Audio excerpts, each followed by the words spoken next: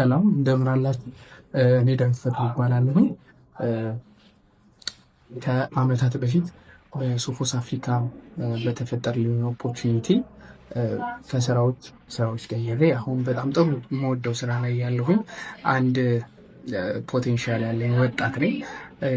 በሶፎስ አፍሪካን ላስት ይር ካገኘኝ በኋላ ቶታሊ የስራ ህይወት መንገዴ ቶታሊ ነው ሽፍት ያደረገው። ከካምፓስ ከወጣም በኋላ ኦልሞስት 3 ወር አካባቢ ነበረ ያለ ስራ የተቀመጥኩት የነበረው። መስራት ፈልግ ነበረ። በውስጡ ያለውን ፖቴንሻል በደንብ አውቃለሁ። ብዙ ነገር ማድረግ እንደምችል አስብ ነበረ። ነገር ግን የስራ እድል በጣም ከባድ ስለነበረ ፔድ ኢንተርንሺፕ ኦፖርቹኒቲ ተመቻቸልኝ።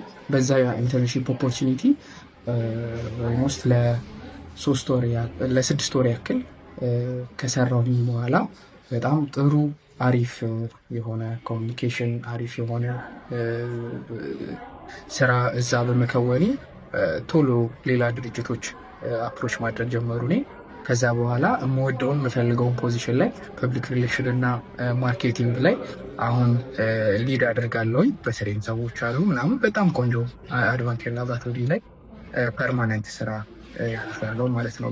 እኔን ለሚመስሉ ወጣቶች ፖቴንሻላቸውን አውጥቶ የሚጠቀሙበትን የስራ እድሎች ደግሞ አዌርነስ ኤክስፒሪየንሳቸውን ሼር አድርገው ኢንቨስት አድርገው በኛ ላይ ይህንን እድል ስላመቻቹ ላመሰግናቸው እወዳለሁ።